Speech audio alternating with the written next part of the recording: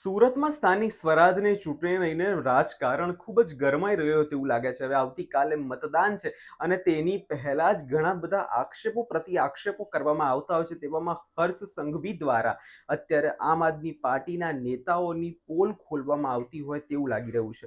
શું છે સમગ્ર મામલો, તેના વિશે વિગતે ચર્ચા કરીશું. નમસ્કાર, હું છું પ્રથમ મોદી, આપ જોઈ રહ્યા છો નિર્ભય ન્યૂઝ.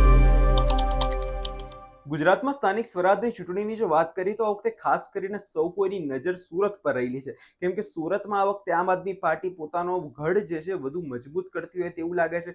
તેવામાં ઘણા બધા લોકો દ્વારા આક્ષેપો એવા કરવામાં આવી રહ્યા છે કે આમ આદમી પાર્ટી લોકો પાસેથી હપ્તા ઉઘરાવી રહી છે, લોકોને હેરાન પરેશાન કરી રહી છે, જે લારી ગલ્લાવાળા છે તેમની જોડેથી હપ્તા ઉઘરાવવામાં આવી રહ્યા છે.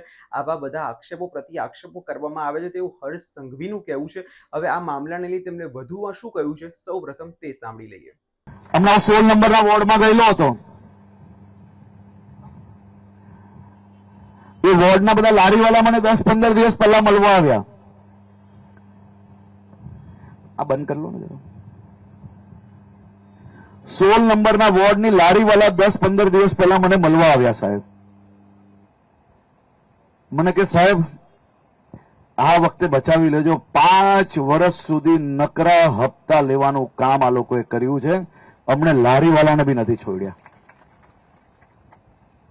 તમારા વિસ્તારમાં બી આ બધું અનુભવ્યું તમે? હા, રાશન કાર્ડની દુકાનવાળા પાસેથી બી હપ્તો લીધો, વિડીયો બી વાયરલ થયો છે. તો એમને જુઠ્ઠું બોલવાની આમ શક્તિને આપણે માનવું પડે. આમ કેવા આમ આવી આઈટમ તો તમે ક્યારેય પોતાના જીવનમાં જોઈ જ નહીં હશે.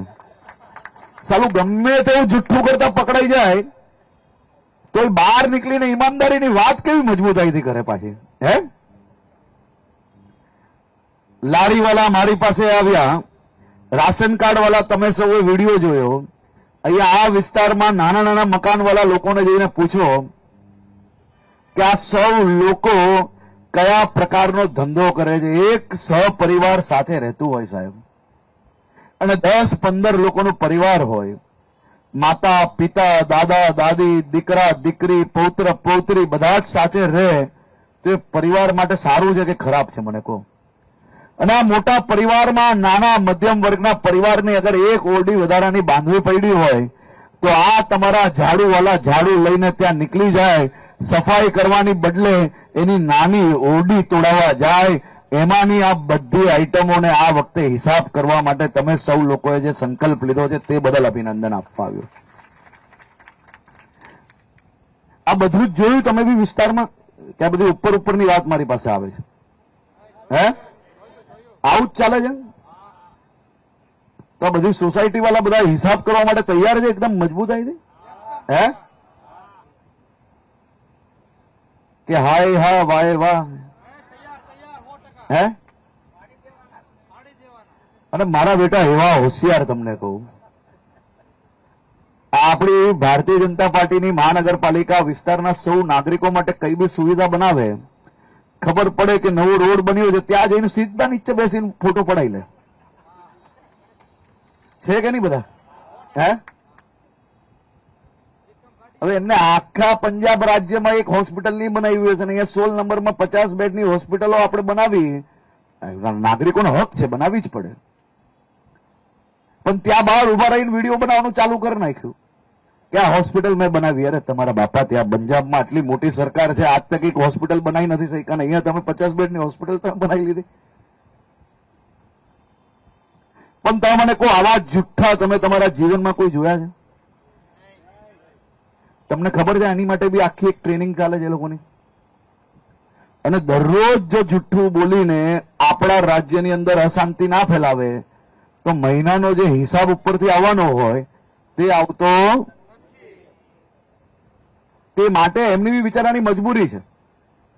હવે નોકરી આપણે કરતા હોઈએ, પગાર લેતા હોઈએ, ઉપરથી હિસાબ આવતો હોય તો નોકરીનો જે સમય હોય એ સમયે કામ કરવું પડે કે નહીં? આ તો બિચારા આપણા ગુજરાતીઓ સારા છે, આમનામાં કોઈમાં કોઈ વાંધો નથી, પણ એ લોકોને તૈયાર જ એ રીતે કરવામાં આવ્યા છે. અને આખા મહિનાનો હિસાબ જ ત્યારે મળે જ્યારે આ કરે.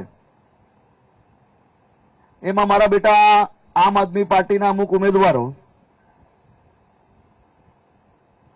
હું હમણાં જોઈ રહ્યો હતો આવતા આવતા સોશિયલ મીડિયામાં, મારતીએ રહેવાયું નહીં પછી એટલે મેં ઝીકી નાખ્યું. પછી એમાં એક બે ઉમેદવારોના વિડીયો મેં જોયા. એમાં आम आदमी पार्टी की एक महिला उम्मीदवार एम कहे છે कि आम आदमी पार्टी की अगर सरकार आ गई तो हम कोई भी सड़कों में भले कितना भी तकलीफ वाला हो, ना एक भी मस्जिद गिराने लेंगे, ना ही कोई मजार गिराने लेंगे, हम सड़कों पे बैठ के नमाज पढ़ेंगे. શું આ કાયદો આપણા બાપનો છે ભાઈ? અને આ મારી ભારતીય જનતા પાર્ટીનો એક કાર્યકર્તા બી જ્યાર તક એના શરીરમાં લોહી હશે ને ત્યાર તક બી ગુજરાતના નાગરિકો જોડે અહિત નહીં થવા લે, ગુજરાતમાં અશાંતિ નહીં ફેલાવા લે, ગુજરાતમાં કાયદો નહીં જ તોડવા લે. કોઈના બાપની તાકાત છે કે ગુજરાતમાં કાયદો તોડે?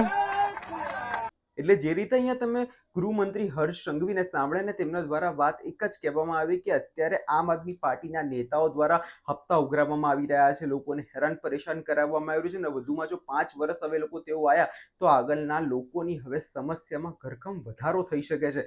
એટલે હવે આ મામલે જોવા જઈએ તો રાજકારણ ખૂબ જ ગરમાઈ રહ્યું છે, અને જોવાનું એ રહેશે કે કાલે મતદાન છે અને તેવામાં હવે આગળ શું નવા વળાંક આવી શકે છે. કેમ કે જે પ્રકારે અત્યારે આખો મામલો ગરમાઈ રહ્યો છે, સુરતની અંદર જે પ્રકારે આમ આદમી પાર્ટી મજબૂત થઈ રહી છે, અને તેવામાં હવે દિવસે ને દિવસે જે પ્રકારે આક્ષેપો થઈ રહ્યા છે એમાં સૌ કોઈની નજર હવે મતદાન પર રહેલી છે, અને મતદાન પછી જે મતગણતરી થવાની છે તેમાં શું થશે તે જોવાનું રહ્યું. આ વિષયને લઈને તમારો શું અભિપ્રાય છે અમને કમેન્ટ કરી ચોક્કસથી જણાવજો. અને અમારી ચેનલ નિર્ભય ન્યૂઝને લાઇક, શેર અને સબસ્ક્રાઇબ કરવાનું ભૂલશો નહીં.